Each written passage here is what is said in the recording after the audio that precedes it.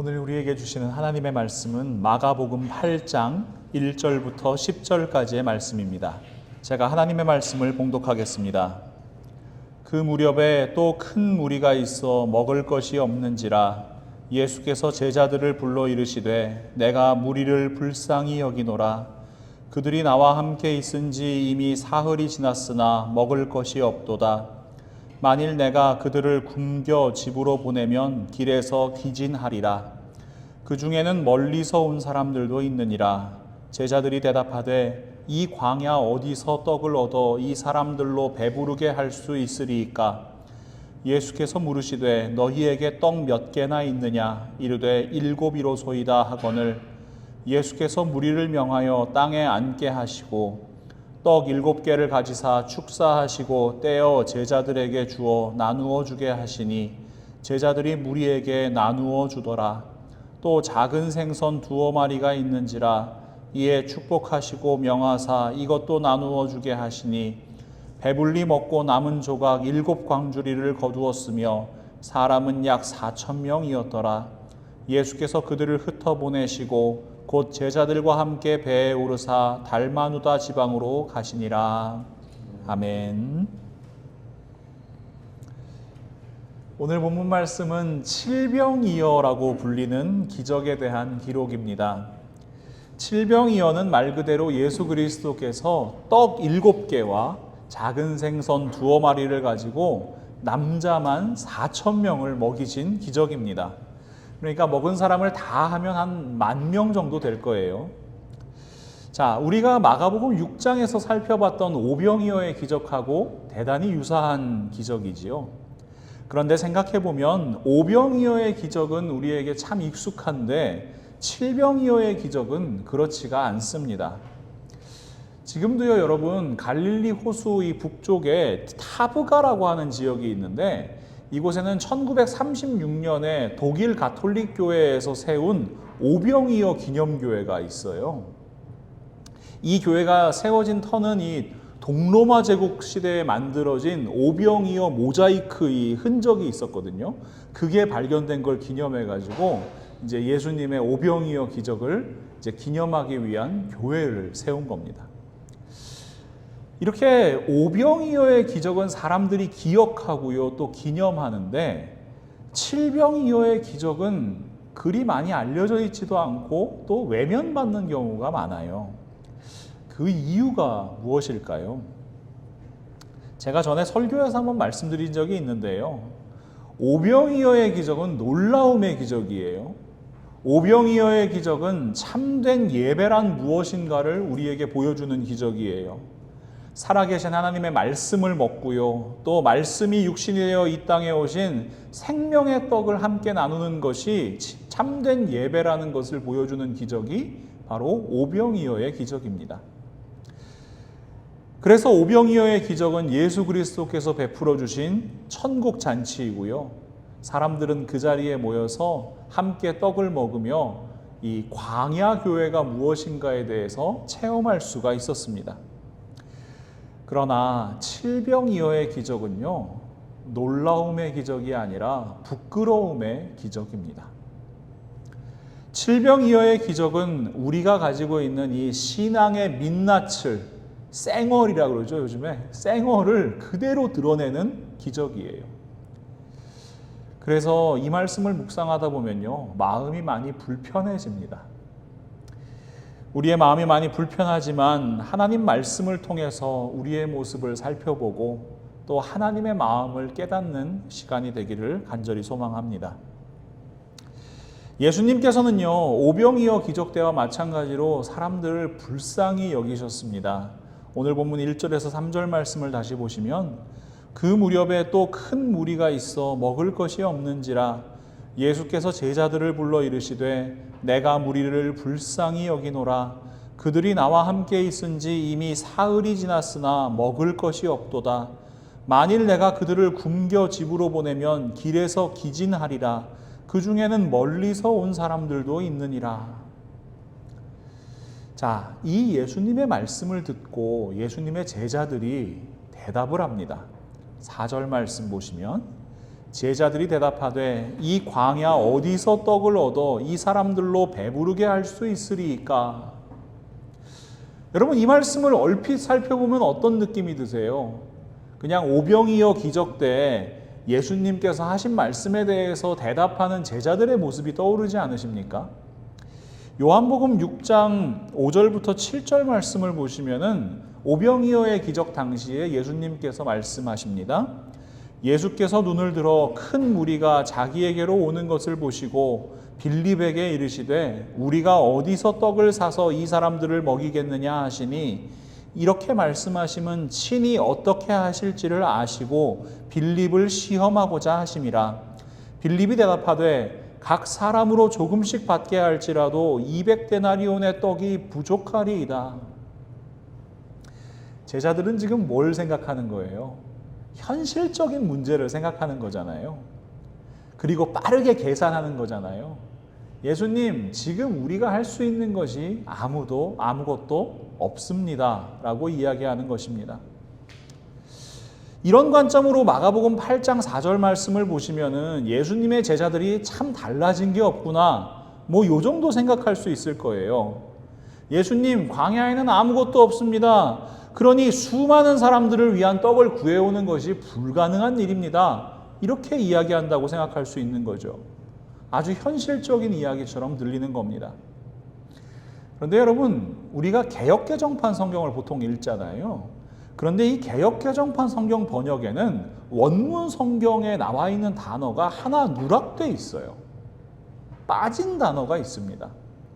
그 단어는 헬라어로 티스라고 하는 단어인데요. 이 영어로는 anyone이라는 단어예요. 자, 근데 마가복음 8장 4절 말씀을 새 번역 성경으로 읽으시면 그 단어를 정확하게 번역해 두었습니다. 제자들이 예수께 말하였다. 이 빈들에서 어느 누가 무슨 수로 이 모든 사람이 먹을 빵을 장만할 수 있겠습니까? 여러분, 어느 누가라는 단어가 포함되니까 이 구절이 굉장히 다르게 들리시죠? 제자들이 예수님한테 이렇게 얘기하는 거예요.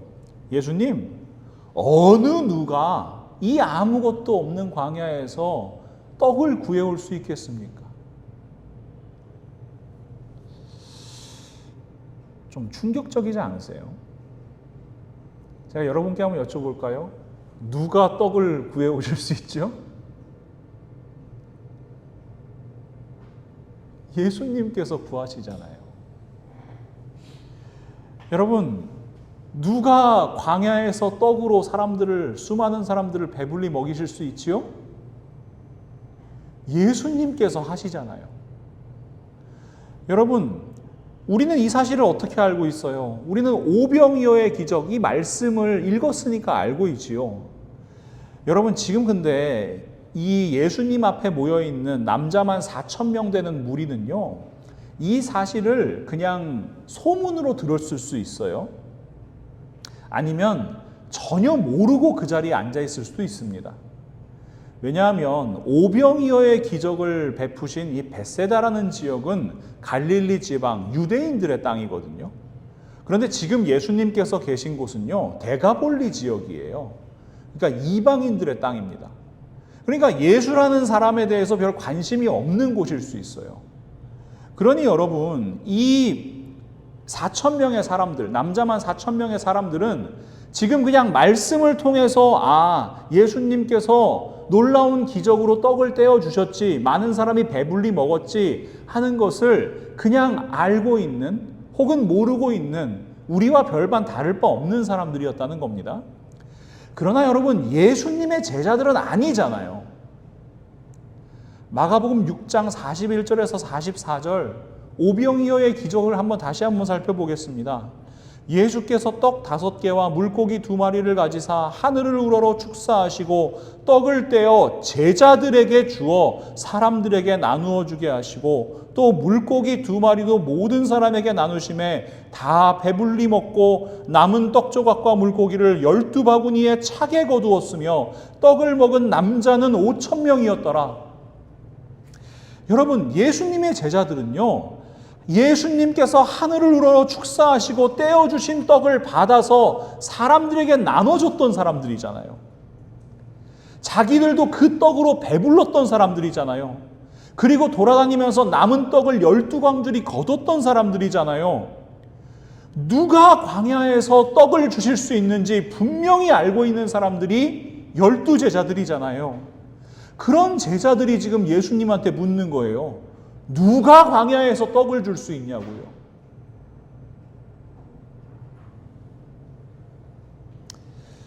여러분, 슈바이처 박사라는 분 아시죠? 그래서 이 슈바이처 박사님이 무슨 얘기를 했냐면, 칠병이어의 기적을 통해 인간이 하나님의 역사에 대해 얼마나 무지한지를 증명할 수 있다라는 주장을 하기도 했습니다. 인간은 하나님의 역사를 전혀 이해 못한다는 거예요. 크고 놀라우신 하나님의 능력을 신뢰할 수도 없는 존재라는 거예요. 이것이 인간의 연약함이고요. 또 우리 인간이 가진 죄성이라는 겁니다. 한마디로 표현하면 믿음 없음입니다. 우리 모세의 모습을 한번 살펴볼까요? 출애굽한 이스라엘 백성들이 다시 불평하고 하나님을 원망하기 시작해요. 민수기 11장 4절에서 6절 말씀을 보시면, 그들 중에 섞여 사는 다른 인종들이 탐욕을 품음에 이스라엘 자손도 다시 울며 이르되 누가 우리에게 고기를 주어 먹게 하랴? 우리가 애굽에 있을 때에는 값없이 생선과 오이와 참외와 부추와 파와 마늘들을 먹은 것이 생각나거늘 이제는 우리의 기력이 다하여 이 만나 외에는 보이는 것이 아무것도 없도다. 왜 불평해요? 고기 먹고 싶다고요. 그래서 애굽으로 돌아가고 싶다고요. 이 매일매일 땅에 내려오는 이 만나는 이제 진절머리가 나서 못 먹겠다고요. 그러자 하나님께서 모세에게 이렇게 말씀하십니다. 민수기 11장 18절 말씀인데요. 또 백성에게 이르기를 너희의 몸을 거룩히 하여 내일 고기 먹기를 기다리라. 너희가 울며 이르기를 누가 우리에게 고기를 주어 먹게 하랴? 애굽에 있을 때가 우리에게 좋았다 하는 말이 여호와께 들렸으므로 여호와께서 너희에게 고기를 주어 먹게 하실 것이라. 하나님께서 고기를 먹여주신다고 말씀하십니다. 아주 질리도록 한 달 동안 먹여주시겠다고 말씀하십니다. 그런데 이 말씀을 들은 모세의 대답이 참 충격적이에요. 우리 민수기 11장 21절과 22절 말씀을 보시면, 모세가 이르되 나와 함께 있는 이 백성의 보행자가 60만 명이온데 주의 말씀이 한 달 동안 고기를 주어 먹게 하겠다 하시오니 그들을 위하여 양떼와 소떼를 잡은들 조카오며 바다의 모든 고기를 모은들 조카오리이까. 여러분, 고기 달라고 불평하고 원망하는 이스라엘 백성들이나 하나님, 이 사람들 지금 남자만 60만 명이에요? 이 사람들한테 누가 고기를 줘서 먹게 할 수 있겠어요? 이야기하는 모세나 예수님의 오병이어 기적을 경험했음에도 불구하고 누가 예수님 여기 이 광야에서 떡을 주어 먹게 할 수 있습니까? 이야기하는 제자들의 모습이나 다 똑같다는 겁니다. 여러분, 모세가 하나님의 권능을 경험 못한 사람입니까? 그는요, 바로 앞에서 10가지 재앙, 하나님께서 역사하시는 놀라운 권능을 경험한 사람입니다. 홍해가 갈라져서 그 바다 가운데를 마른 땅처럼 건너는 경험을 한 사람입니다. 이집트 군대로부터 구원하시는 하나님의 승리를 경험했고요. 반석에서 물이 솟아나게 하시고 매일매일 하늘에서 하늘 양식 만나를 내리시는 그 은혜로 살아가는 사람입니다. 불기둥과 구름기둥으로 이스라엘 백성들을 인도하시는 하나님의 손길을 경험하고요. 무엇보다 모세는 하나님을 본 사람이에요. 하나님과 매일매일 대화하는 사람이에요. 그런데 지금 모세가 어떤 얘기를 해요? 누가 고기를 줄 수 있겠습니까? 이야기하는 거예요. 여러분, 저는 말씀 묵상하면서 이 모세의 모습, 그리고 예수님의 제자들의 모습이 참 마음 아프게 느껴졌습니다. 사실 이 대답이 우리의 모습이기 때문에 그래요. 전능하신 하나님을 믿는다고 고백하지만 우리는 삶의 작은 어려움에도 자꾸만 하나님을 의심합니다. 어느 누구도 세상의 어떤 것도 예수 그리스도의 사랑으로부터 우리를 끊을 수 없다고 말씀하시는데 우리는 조그만 고난이, 조그만 핍박이 찾아와도 야, 하나님 나를 사랑하시나? 예수님 나와 함께 하시나? 끊임없이 의심하고 또 의심합니다. 일용할 양식 주시는 분이 하나님이시라고 고백하면서도 작은 부족함만 찾아와도 끊임없이 불평하고 원망하고 하나님 자녀가 아니라 애굽의 노예로 살았으면 좋겠다고 생각하는 것이 우리들의 모습입니다. 그런 우리를 향해 말씀하시는 하나님의 음성을 듣기를 원합니다. 민수기 11장 23절 말씀인데요. 우리 한 목소리로 읽으면 좋겠습니다. 여호와께서 모세에게 이르시되 여호와의 손이 짧으냐 내가 이제 내 말이 네게 응하는 여부를 보리라. 아멘. 여러분, 누가 광야에서 고기를 주십니까? 하나님이십니다. 누가 광야에서 떡을 주실 수 있습니까? 예수님이십니다. 여러분, 우리 모두가 이러한 하나님의 역사를 바라볼 수 있는 사람들 되기를 간절히 소망합니다. 정말 믿음 없는 자들 아니라 믿음으로 사는 사람들 다 될 수 있으면 좋겠습니다. 자, 칠병이어에 대한 말씀 보니까 우리의 믿음 없음이 낱낱이 드러나요. 하지만 우리의 마음을 불편하게 하는 말씀은 아직 끝나질 않았습니다. 이 제자들의 어처구니 없는 대답을 들으신 예수님께서는 다시 한번 그들에게 물으십니다. 오늘 본문 5절 말씀인데요. 예수께서 물으시되 너희에게 떡 몇 개나 있느냐? 이르되 7이로소이다 하거늘. 여러분, 제자들은 지금 떡을 가지고 있지 않은 것이 아니에요. 떡을 7개나 가지고 있었습니다. 오병이어의 기적에서 떡 5개와 물고기 2마리는 어디서 난 거예요? 네, 요한복음 6장 8절과 9절 말씀인데요. 제자 중 하나 곧 시몬 베드로의 형제 안드레가 예수께 여짜오되 여기 한 아이가 있어 보리떡 5개와 물고기 2마리를 가지고 있나이다. 그러나 그것이 이 많은 사람에게 얼마나 되겠사옵나이까? 오병이어의 기적 당시에 떡 5개와 물고기 2마리는 한 아이가 가지고 있던 것이었습니다. 여러분께 한번 여쭤볼게요. 자, 보리떡 5개를 가지고 5,000명이 먹었어요. 그러면 보리떡 7개를 가지고는 몇 명이 먹을까요? 7,000명이 먹을 수 있을까요? 여러분, 충분히 먹이고도 남지 않을까요? 그런데 예수님께서 이 말씀하시기 이전에 제자들은 자기들이 떡을 가지고 있음에도 불구하고 예수님께 가져오지 않아요. 예수님의 제자들 계산 빠른 사람들이잖아요. 딱 앉아있는 사람 모습만 봐도 예수님 한 200데나리온 떡이 있으면 이 사람들 먹일 수 있을 것 같습니다. 이야기할 수 있는 사람이잖아요. 근데 왜 이런 때는 계산이 안 돼요? 이렇게 얘기해야죠. 얼른 계산해 본 다음에 예수님, 지난번에는 떡 5개로 남자만 5,000명을 먹이셨잖아요. 지금 저희에게는 7개가 있습니다. 그러니 아무 문제도 없지요. 이렇게 이야기하는 것이 상식적이지 않습니까? 그런데 여러분, 왜 지금 제자들 계산이 느리지요? 왜 지금 제자들은 예수님의 손에 그 떡 7개를 올려드리지 못하지요? 이유는 분명합니다. 그때는 한 아이가 가진 5개의 떡이고요. 지금은 내가 가진 7개의 떡이기 때문입니다. 차이를 아시겠어요? 오병이어는요, 다른 사람의 것을 예수님의 손에 올려드리는 거고요.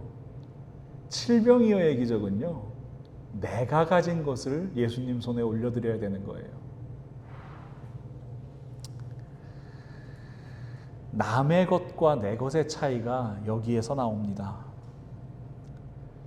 참 인간의 본성이 무서운 게요. 내 것이라고 생각하면요. 손을 꽉 움켜쥐게 돼요. 내 것이라고 생각하잖아요. 이 잡은 손 놓지 못하는 것이 인간의 마음입니다. 제자들은 가난한 사람들이었잖아요. 예수님께서 자신의 처지에 대해서 이렇게 말씀하세요. 누가복음 9장 58절에 예수께서 이르시되 여우도 굴이 있고 공중의 새도 집이 있으되 인자는 머리 둘 곳이 없도다. 예수님 따라다니는 제자들은요, 한마디로 딱 얘기하면 나그네예요. 거의 노숙자나 다름이 없어요. 집이 없어요.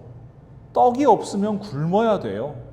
자, 지금 떡을 7개 가지고 있잖아요. 제자들이 어떤 걱정을 하고 있었을까요? 아유, 이 사람들 다 돌아나가고 나면 이제 우리도 밥을 먹어야 될 텐데 떡이 7개밖에 없네. 자, 그럼 어떻게 나눠 먹으면 공평하게 나눠 먹을 수 있을까? 예수님은 하루 종일 말씀하시느라고 힘들었으니까 자, 예수님 1개 드리고 그다음에 이제 6개 남았잖아요. 12제자니까 반반씩 나눠서 먹으면은 뭐 별말 없이 먹을 수 있지 않을까? 아니면 예수님께서 나는 됐다. 너희들 하나 더 먹어라. 그러면은 조금 더 먹을 수 있지 않을까? 여러분, 제자들은 지금 무슨 생각뿐이냐 하면은 이 7개를 어떻게 먹어야 오늘 안 굶고 넘어갈 수 있을까 고민하고 있는 거예요. 참 어떻게 보면 궁핍한 모습이고 또 어떻게 보면 청렴해 보이는 모습이죠. 그런데 여러분, 겉보기의 제자들은 예수님 따르기 위해서 모든 것을 다 버리고 모든 것을 포기하고 지금 이 자리에 앉아 있는 거잖아요. 그런데 그들의 속마음은 어떨까요? 마태복음 19장 27절 말씀. 이에 베드로가 대답하여 이르되 보소서 우리가 모든 것을 버리고 주를 따라 싸운데 그런즉 우리가 무엇을 얻으리이까? 여러분, 베드로는요 다 버렸다고, 다 버리고 왔어요 벌써. 근데 이 사람 마음속에 아직 뭐가 있어요? 그러면 우리는 무엇을 얻을 수 있습니까? 요한복음 12장 6절 말씀 보시면 이렇게 말함은 가난한 자들을 생각함이 아니요 가룟 유다는 도둑이라 돈꾀를 맞고 거기 넣는 것을 훔쳐가밀어라. 여러분, 가룟 유다라는 사람은 자기 거 다 버리고 왔어요. 근데 지금 예수님 따라다니면서 뭘 하고 있어요? 도둑질을 하고 있어요. 함께 써야 할 주머니에서 꺼내서 자기 주머니에 넣고 있는 거예요. 마가복음 10장 35절에서 37절 말씀 보시면 세베대의 아들 야고보와 요한이 주께 나와 여짜오되 선생님이여 무엇이든지 우리가 구하는 바를 우리에게 하여 주시기를 원하옵나이다. 이르시되 너희에게 무엇을 하여 주기를 원하느냐 여짜오되 주의 영광 중에서 우리를 하나는 주의 우편에 하나는 좌편에 앉게 하여 주옵소서. 야고보와 요한은 지금 뭘 생각하는 거예요? 높은 자리. 자, 영의정은 베드로니까 야고보와 요한은 한 사람은 우의정에 한 사람은 좌의정에 앉혀주십시오. 그 얘기하고 있는 거잖아요. 누가복음 22장 24절 말씀. 또 그들 사이에 그중 누가 크냐 하는 다툼이 난지라. 제가 성찬에 대해서 말씀드릴 때 늘 말씀드리는 말씀이지요. 예수님으로부터 예수님의 살과 피 최초의 성찬을 받아먹은 제자들이 가장 먼저 한 일이 무엇이냐? 싸움입니다. 누가 크냐고요? 누가 많은 권력을 잡을 수 있냐고요? 누가 더 많은 것을 누릴 수 있는 사람이냐고요? 여러분, 내 것을 포기하려는 마음이 없어요, 제자들에게. 다 내 것을 움켜쥐려는 마음만 있어요. 더 많이 움켜쥐려는 마음만 있어요. 그러니 여러분, 이 탐심을 가지고 지금 자신들이 가진 이 7개의 떡을 예수님의 손에 올려드릴 수 있겠습니까? 없겠습니까? 없는 겁니다. 내 것이거든요. 내 것이라고 생각하면 나눌 수가 없는 겁니다. 출애굽한 이스라엘 백성들이 이제 약속의 땅 가나안에 들어가게 됩니다. 그곳에서 이제 그 가나안에 있는 이방 민족들을 몰아내고 그곳에 있는 땅을 차지하게 돼요. 그런 다음에 그 땅을 각 지파별로 다 분배를 합니다. 그리고 그 지파에 있는 가문별로 또 분배를 하고요. 또 그 가문에 속해 있는 이 개인마다 자기 몫의 땅을 받아요. 그러니까 예전에 왜 미국도 이제 서부 개척 시대에 가면 왜 이렇게 자기가 이제 이렇게 밟은 땅을 자기한테 이제 다 줬잖아요. 그런 식으로 이제 자기가 이제 개척한 땅들을 자기의 기업으로 다 받게 됩니다. 거기서 이제 농사도 짓고요, 가축도 키우고 그러면서 이제 살아가게 되는 것이죠. 그런데 여러분, 인생 살다 보면은 항상 좋은 일만 있어요? 아니에요. 어려움도 찾아오잖아요. 자, 어떤 사람이 자기 땅에다가 올리브 농사를 지어요. 그래서 이제 그걸 가지고 이제 먹고 살거든요. 근데 어느 해에 이제 올리브에 뭐 병충해가 심하게 들어가지고 농사를 완전히 망쳤어요. 내다 팔 올리브가 없는 거예요. 그러면 이제 어떻게 하느냐? 자기가 가진 땅을 이제 조금씩 파는 거예요. 그래서 이제 먹고 살고, 그러다가 이제 도저히 더 이상 팔 땅도 없다. 그럼 어떻게 해요? 다른 사람 집에 이제 품꾼으로 들어가서 그 사람 집에서 이제 일을 해주면서 먹고 살게 되는 겁니다. 근데 여러분, 그렇게 되면 어떻게 되느냐? 뭔가 어떤 사람들은 땅을 점점점 많이 갖게 되겠죠. 그렇잖아요. 원래 요만큼 땅이 있었는데, 자, 어떤 사람한테 땅을 이만큼 샀어요. 그러면은 더 많은 곡식을 키울 수 있고 더 많은 가축을 키울 수 있으니까 그 사람은 점점 땅을 늘려가게 될 거고, 어려워진 사람은 점점점 어려워지겠죠. 이 더부살이하는 신세를 벗어나기가 힘들어지겠지요. 자, 이런 상황이 일어날 것을 미리 알고 계셨던 하나님께서는 아주 혁명적인 제도를 명령하시는데 바로 희년이라는 제도입니다. 레위기 25장 8절부터 10절 말씀. 너는 7 안식년을 계수할지니 이는 7년이 7번인즉 안식년 7번 동안 곧 49년이라. 7째 달 열흘날은 속죄일이니 너는 풀납할 소리를 내되 전국에서 뿔나팔을 크게 불지며 너희는 50년째 해를 거룩하게 하여 그 땅에 있는 모든 주민을 위하여 자유를 공포하라. 이 해는 너희에게 희년이니 너희는 각각 자기의 소유지로 돌아가며 각각 자기의 가족에게로 돌아갈지며. 자, 희년은 50년마다 한 번씩 찾아옵니다. 그런데 이 50년째 되는 희년에 모든 것을 리셋하라고 말씀하세요. 초기화하라고 말씀하세요. 자, 어떤 사람이 땅을 팔아서 지금 A라는 사람이 B라는 사람한테 땅을 팔았어요. 그러면은 B라는 사람은 2배의 땅을 가지고 있을 거 아니에요. 그런데 50년이 지나면 그 땅을 어떻게 해요? 다시 주인에게 돌려줘야 돼요. 자, 먹고 살기 힘들어서 어떤 집에 품꾼으로 들어갔어요. 그러면은 50년이 지나면 어떻게 되느냐? 그 사람에게 자유를 줘야 돼요. 풀어줘야 돼요. 그 사람 땅도 돌려주고요.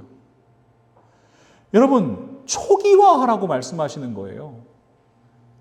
그렇다면 여러분, 하나님께서 이런 제도를 명령하신 이유가 무엇입니까?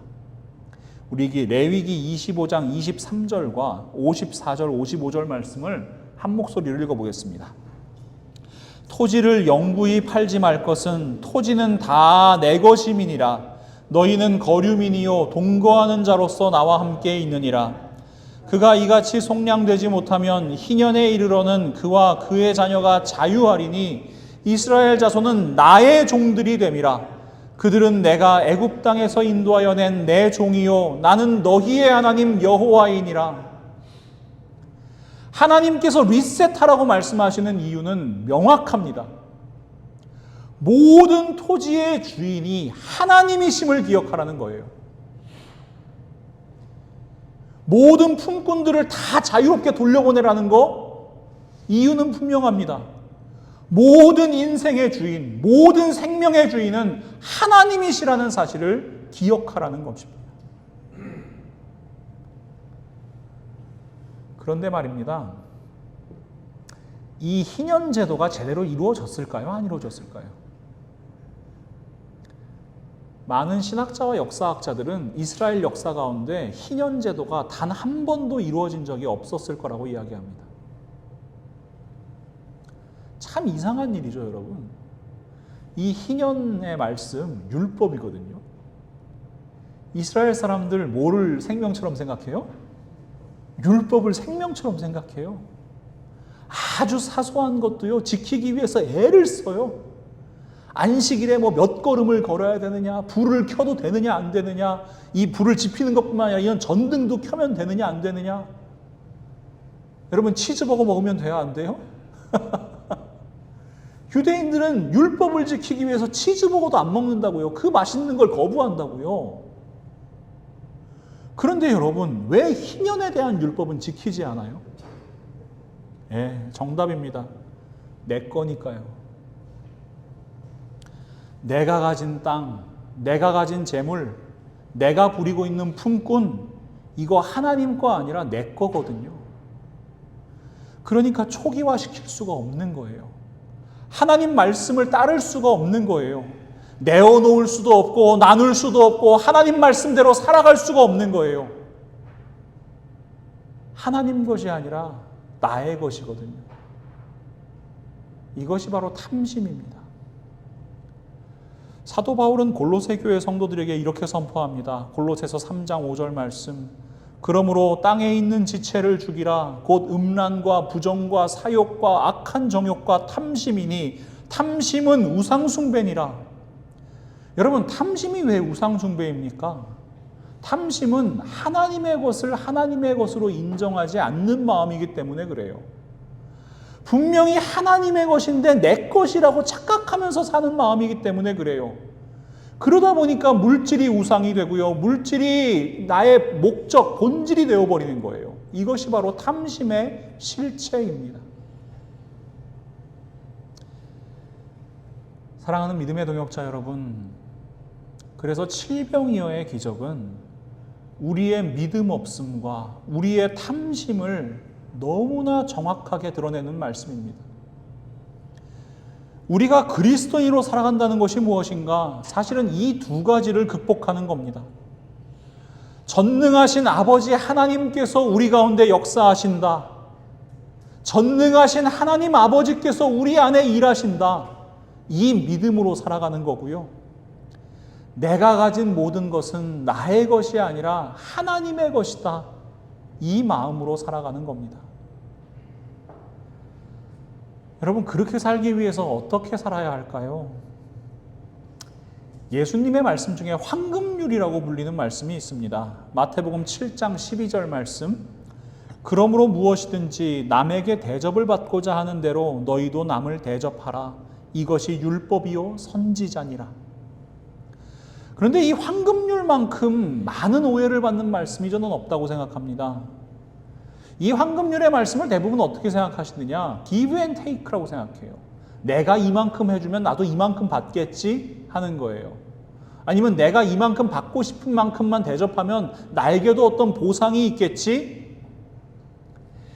여러분, 제가 늘 말씀드리는 거지만 성경을요, 한 구절만 뚝 떼어내서 읽거나 해석하면 오해가 생깁니다. 우리가 보통 숲과 나무 예를 들잖아요. 여러분, 나무 하나를 잘 관찰하는 것도 의미가 있어요. 야, 이 나무는 이런 잎을 가졌구나, 이런 특징이 있구나, 살펴보는 것도 의미가 있지만 그것에만 몰두하면 어떻게 돼요? 그 나무들이 모여서 이루는 숲을 볼 수가 없는 겁니다. 황금률에 담긴 하나님 말씀을 바르게 이해하려면 반드시 마태복음 7장 7절 말씀부터 읽어야 합니다.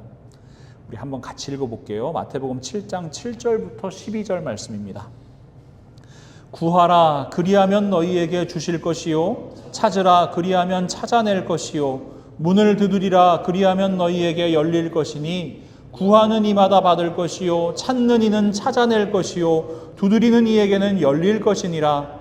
너희 중에 누가 아들이 떡을 달라 하는데 돌을 주며 생선을 달라 하는데 뱀을 줄 사람이 있겠느냐? 너희가 악한 자라도 좋은 것으로 자식에게 줄 줄 알거든 하물며 하늘에 계신 너희 아버지께서 구하는 자에게 좋은 것으로 주시지 않겠느냐? 그러므로 무엇이든지 남에게 대접을 받고자 하는 대로 너희도 남을 대접하라. 이것이 율법이요 선지자니라. 아멘. 여러분 7절 말씀부터 보시니까 황금률의 원리가 여러분 마음속에 그려지지 않으십니까? 여러분 누가 주세요? 하나님께서 주십니다. 그러면 우리는 어떻게 해요? 하나님께로부터 받은 것을 다른 이에게 주는 겁니다. 여러분 황금률은 내가 이만큼 하니까 나도 이만큼 받을 수 있다 이런 말씀이 아니에요. 그건요 말씀을 탐심으로 보는 거예요. 예수님께서는 황금률을 통해서 우리에게 분명히 말씀하십니다. 하나님 아버지로부터 받은 것을 필요한 사람에게 주라고요. 너희가 구하면 주실 것이고 찾으면 찾을 것이고 문을 두드리면 열릴 것이에요. 주시는 분도 하나님이시고 찾게 하시는 분도 하나님이시고 열어주시는 분도 하나님이세요. 그러면 그 받은 것을 가지고 어떻게 합니까? 그것이 필요한 이에게 흘려보내는 거예요. 여러분 우리가 해야 할 것은 이러한 통로의 삶입니다. 이것이 황금률에 담긴 하나님의 마음이에요. 누가 아무것도 없는 광야에서 떡을 줄 수 있습니까? 제자들이 예수 그리스도를 믿지 않았을 때 제자들이 가지고 있던 떡은 아무것도 아니에요. 그저 저녁 한 끼 간단히 때울 수 있는 적은 양식에 불과했어요. 그런데 내 것이라고 움켜쥐고 있던 그 떡을 믿음으로 예수님의 손에 올려드릴 때 그 떡은 나의 것이 아니고 예수님의 것임을 인정할 때 놀라운 역사가 일어나는 겁니다. 오늘 본문 6절 말씀에 예수께서 무리를 명하여 땅에 앉게 하시고 떡 7개를 가시자 축사하시고 떼어 제자들에게 주어 나누어 주게 하시니 제자들이 무리에게 나누어 주더라. 예수님께서 떼어 주시는 떡을 제자들은 받았습니다. 그리고 그 떡을 어떻게 해요? 굶주린 무리들에게 나누어 줍니다. 예수님으로부터 받은 떡을 누군가에게 나누어 주는 것. 제자들은요, 떡을 움켜쥐고 있던 탐욕의 사람, 탐심의 사람에서 예수 그리스도의 역사에 동참하는 통로의 사람으로 변화되었습니다. 제자들의 역할은 아주 간단해요. 예수님께서 주신 떡 나누어 주는 겁니다. 이를 통해서 오병이어의 기적에서 베풀어 주신 천국잔치가 지금 이 데가볼리 지역에서 다시 벌어지게 된 겁니다. 나누어 주는 제자들을 통해서 예수 그리스도의 생명과 그 복음이 흘러가는 겁니다. 사랑하는 믿음의 동역자 여러분, 예수님께서 오늘 우리에게도 물으십니다. 너희에게 떡 몇 개나 있느냐? 하나님께서 우리에게 생명 주셨습니다. 우리에게 일용할 양식 주셨습니다. 건강도 주셨습니다. 각자가 가진 재능도 주셨습니다. 성품도 주셨습니다. 물질도 주셨습니다. 우리가 가진 모든 것 하나님께서 주셨습니다. 그러니 내 것이 아니라 하나님의 것입니다. 왜 주셨습니까? 나눠주라고요. 흘려보내라고요. 여러분은 어떤 떡을 가지고 계십니까? 그리고 몇 개나 가지고 계십니까? 그 받은 떡을 나누십시오. 여러분이 받은 생명, 여러분이 받은 은혜, 여러분이 받은 사랑, 흘려보내는 통로의 삶을 살아가십시오. 그렇게 생명의 통로로 살아가는 우리 모두를 통해 우리의 삶의 자리가 예수님께서 베푸신 천국잔치, 거룩한 하나님의 나라 될 수 있기를 우리 예수님의 이름으로 간절히 축원합니다. 사랑과 은혜가 충만하신 우리 하나님, 오늘도 하나님의 말씀으로 말씀하여 주심을 진심으로 감사합니다. 하나님, 저희들 참 믿음 없는 사람들입니다. 늘 하나님의 마음을 경험하면서도, 하나님의 역사를 바라보면서도, 하나님의 은혜로 살아가면서도 저희들 누가 저희를 도울 수 있습니까? 누가 할 수 있습니까? 늘 의심하고 불평하고 불만하는 사람들입니다. 하나님, 이 시간 간절히 기도하오니 저희의 믿음 없음을 도와주시옵소서. 저희들 하나님의 그 크고 놀라우신 손길을 바라보며 하나님 앞에 감사와 정말 경배의 찬양을 올려드릴 수 있는 저희 모두가 될 수 있도록 하나님 저희의 마음 붙들어 주시옵소서. 하나님, 저희들 참 탐욕스러운 사람들입니다. 다 내 것인 줄 알고 살아가는 사람들입니다. 그러니 하나님, 이 시간 저희의 마음 온전히 주장하사 모든 것이 하나님께서 주신 것임을 고백하게 하여 주시옵소서. 저희들이 받은 생명과 구원의 은혜와 하나님의 사랑과 또 저희들의 살아갈 일용할 양식들, 그 모든 것이 하나님께서 주신 것이니 하나님의 것임을 고백하게 하시고 저희들에게 주신 이유에 대해서 분명히 깨달아 알 수 있기를 소망합니다. 예수님의 제자들에게 예수님께서 떡을 떼어 나눠주셨습니다. 예수님의 제자들은 그 떡을 다시 필요한 사람들에게 나누어 주었습니다. 하나님, 저희도 그 나눔의 통로, 생명의 통로, 은혜의 통로, 사랑의 통로, 무엇보다 복음의 통로로 이 땅을 살아가게 하여 주시옵소서. 저희들은 참 작은 것밖에 드릴 수 없지만 우리 하나님의 놀라우신 역사가 저희들의 삶의 모든 터전에 나타나게 하시고 특별히 우리 라이프 교회 가운데 늘 하나님의 놀라우신 그 손길이 나타나며 하나님의 크신 영광이 가득한 교회 될 수 있도록 하나님 함께하여 주시옵소서. 모든 말씀 예수 그리스도의 이름으로 간절히 기도하옵나이다. 아멘.